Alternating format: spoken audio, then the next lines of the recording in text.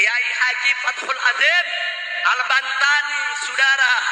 Tapi bin Sarman ada dedengkotnya yang berbicara seperti itu. Bagaimana jemaahnya tidak akan mengikuti, mencela anugerah Allah Subhanahu wa taala? Anda tahu bagaimana hukumnya? Anda berdosa kepada orang tua Kiai Imad, kapan Anda meminta maaf? Dan juga seorang aktor di India, dia Sarman.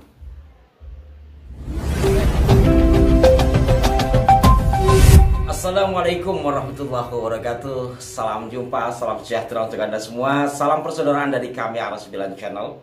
Saudara-saudaraku, kembali saya menyapa Anda. Dan semoga Anda tidak bosan melihat saya sebagaimana saya tidak bosan menyapa Anda. Mohon maaf jika ada sesuatu yang membuat hati Anda tidak nyaman dengan apa yang kami sampaikan dan berbagai hal lainnya.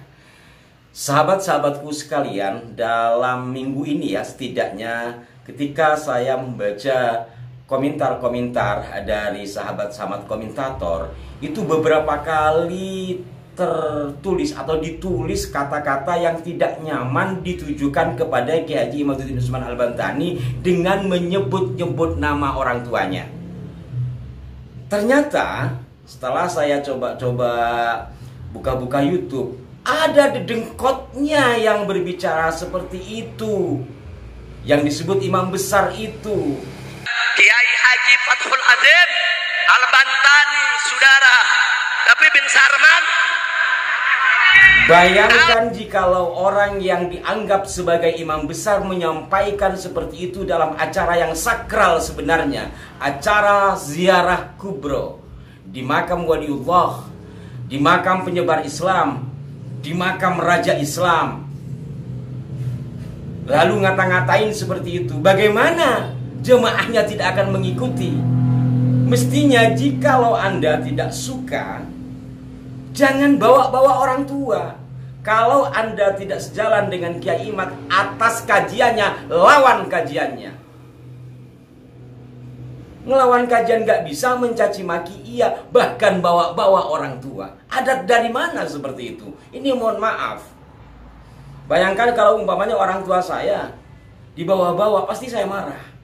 Tapi sampai batas ini nampaknya Kiai Imad belum ada penyampaian terkait dengan orang tua beliau. Bin siapapun dia adalah orang tuanya, dan nama yang disematkan adalah satu nama yang secara umum memiliki makna dan tujuan kebaikan, bermakna doa. Hanya saja memang saudara-saudaraku, kerap kali kita ini ketika melihat kata-kata, melihat istilah, melihat nama, lalu nama itu tidak umum dan dianggap udik, itu kemudian disepelekan, dilecehkan. Padahal tidak mendalami makna dari satu istilah atau nama tersebut. Sebagaimana umpamanya nama Sarman pada orang tua Kiai Imad. Saya tidak begitu paham apakah nama ayah beliau itu memang Sarman. Dan kata Sarman ini sebenarnya adalah satu kata yang memiliki makna yang baik. Dan harus disadari bahwa semua bahasa yang turun di muka bumi ini adalah bahasa yang dianugerahkan oleh Allah Subhanahu wa taala. Mencela anugerah Allah Subhanahu wa taala, Anda tahu bagaimana hukumnya, dan disampaikan oleh seseorang yang berpengaruh, katanya ini bagaimana. Nah, sekilas saya sempat nyari-nyari akhirnya dalam kamus-kamus tua berkenaan dengan kata Sarman. Ya, Sarman atau Sarmana ada yang ditulis menggunakan HA dalam ejaan Latin, Sharman. Artinya tidak ada yang buruk, semuanya baik-baik. Di antaranya mungkin sudah diserap ke bahasa Madura ya, dari bahasa Sanskerta, jadi Sarmana itu memiliki arti pesona atau wibawa lah. Wibawa, memiliki cita-cita yang tinggi, kurang lebih seperti itulah artinya. Kemudian saya coba juga, nanti saya tampilkan di layar, dalam kamus-kamus yang sudah dibuat digital.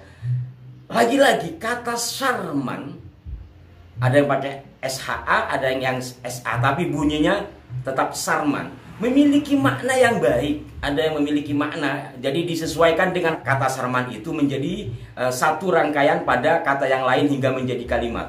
Ada yang bermakna kata Sarman itu kenyamanan, kebaikan untuk menuju kesembuhan, kurang lebih seperti itu.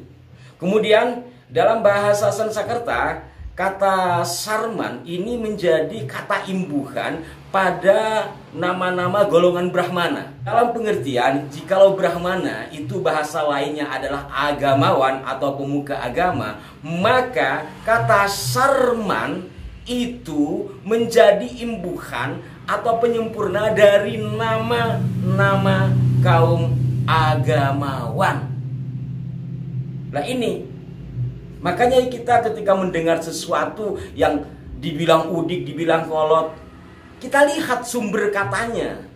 Jangan hanya karena seseorang yang dikatakan besar itu berkata demikian, yang kesannya melecehkan itu, lalu kita sebagai pengikutnya ikut-ikutan saja. Ingat, menghina anugerah Allah bagaimana hukumnya? Satu. Kedua, menghina orang tua orang lain yang sudah wafat bagaimana hukumnya? Kapan Anda akan minta maaf?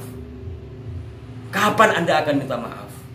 Orang yang sudah wafat. Itu banyak sekali di kolom komentar yang saya perhatikan ya, sehingga yang mohon maaf akhirnya saya membahas hal ini. Hal lain saudara-saudaraku, seperti yang saya katakan tadi, memang kerap kali ketika kita ini sebagai orang Indonesia yang kurang menghormati akan budaya dan anugerah Allah Subhanahu wa taala yang diberikan kepada kita, maka semua mengacu kepada di luar Indonesia. Semua yang datang dari asing dianggap bagus, padahal belum tentu. Nama umpamanya kita menggunakan bahasa Arab, nama saya menggunakan bahasa Arab, tapi kalau umpamanya diterjemahkan, namanya siapa? Asad. Asad menggunakan bahasa Arab, artinya apa? Macan, binatang buas. Ada namanya siapa? Syaiful, pedang, senjata tajam. Tapi biasanya ada rangkaian berikutnya ya, ada mudhof ilaihnya, Syaifullah, pedang Allah. Ada Azadullah, macan Allah. Tapi ketika menggunakan kata asadnya kan tetap saja memiliki makna salah satu dari nama binatang buas. Dan banyak nama-nama yang lain yang menggunakan bahasa Arab, tetapi artinya ya podo wae dengan kata-kata atau bahasa yang Allah anugerahkan di negeri kita ini. Nah, dalam hal ini saudara-saudaraku sekalian, inti utama yang ingin kami sampaikan adalah ketika melihat seseorang melakukan satu kajian, hormatilah kajiannya. Kalau tidak sesuai dengan kajiannya, bantah secara kajian pula. Jangan lantas bawa-bawa orang tuanya lalu dikesankan deso, lalu dilecehkan.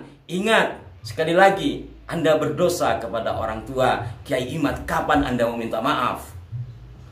Hal yang tidak kalah pentingnya bahwa semua yang ada di muka bumi ini adalah anugerah Allah, termasuk juga bahasa.